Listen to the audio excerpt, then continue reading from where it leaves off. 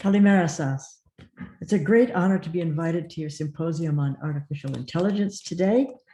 Since 2006, I've lived in Silicon Valley, California, where I'm surrounded by ever-advancing innovations in technology about robotics and AI and other scientific advances.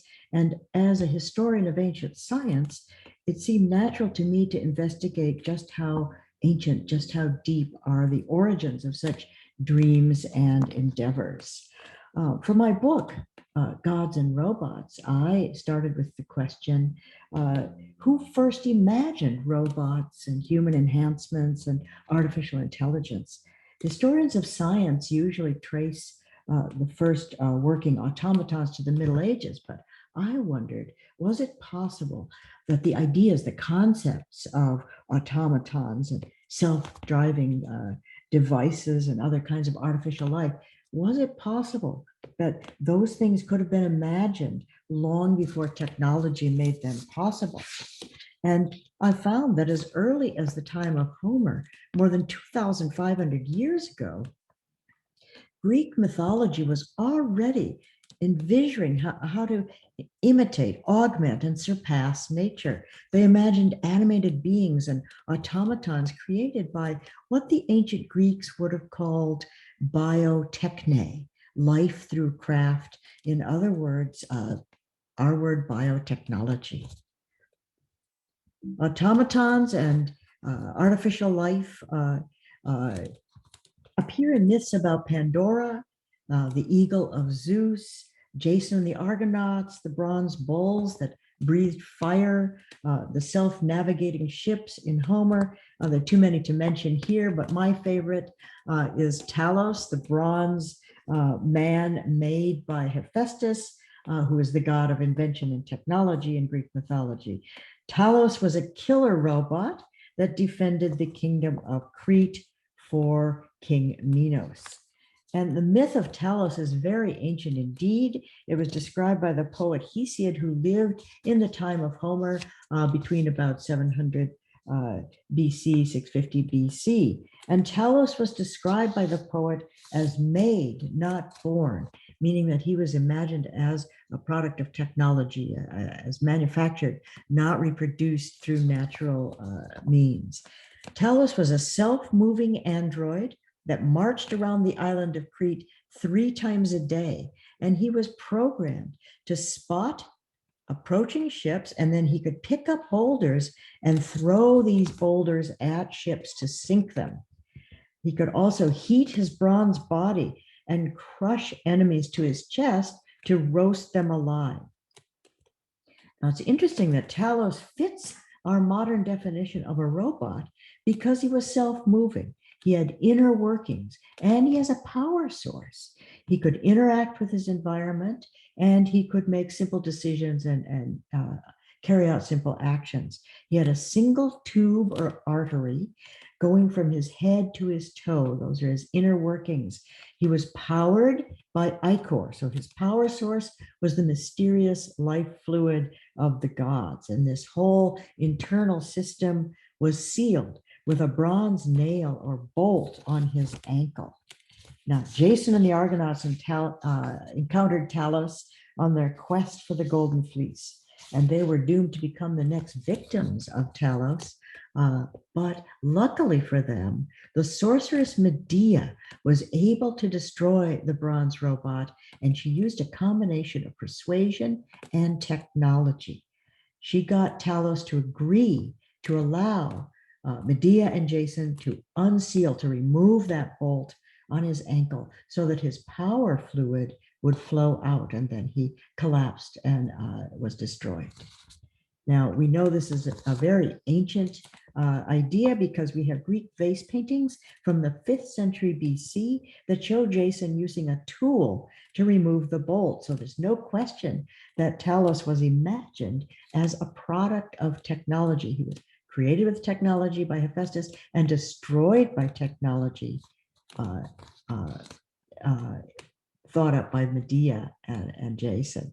It's also interesting that Talos was a kind of cyborg, half human, half machine. He was a machine, but he had the ability to make decisions on his own.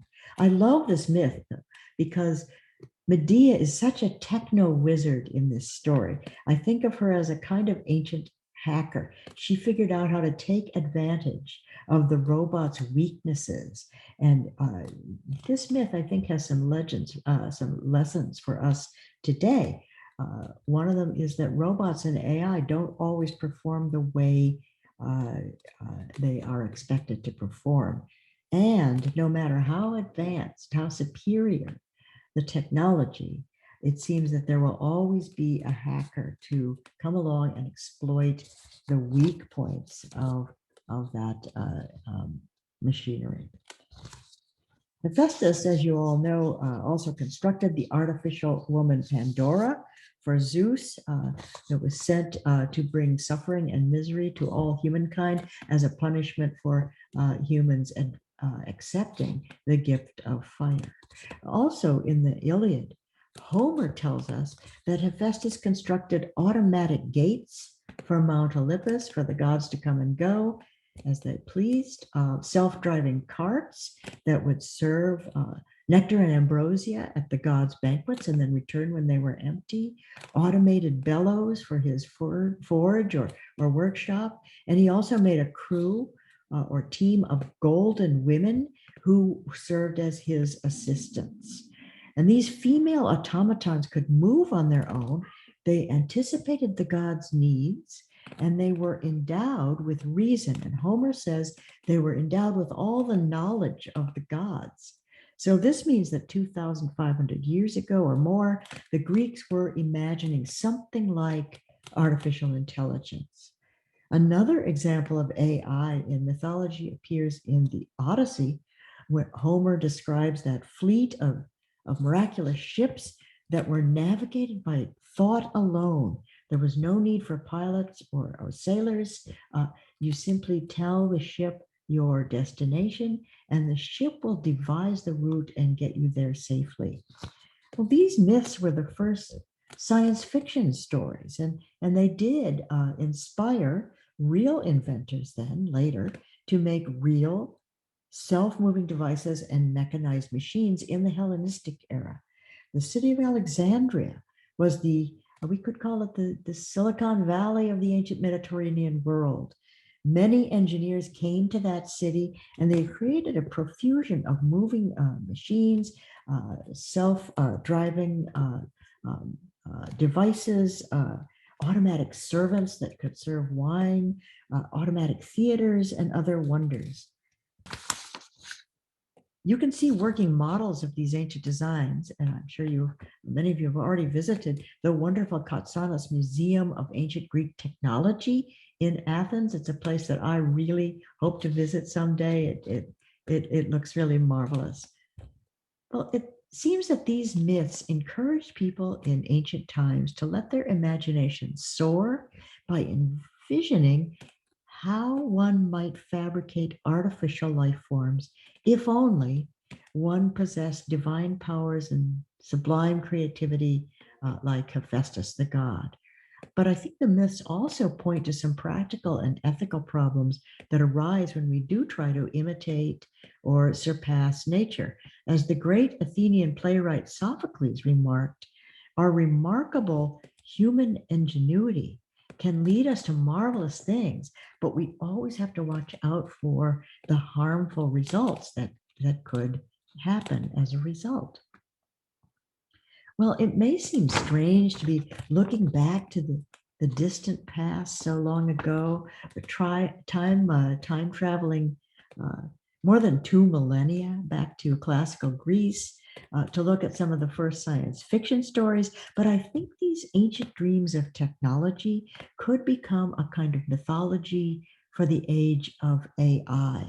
And as you look to the future during your symposium today, I think you'll keep in mind now that the myths of the past can show us the timeless link between imagination and science. Thank you.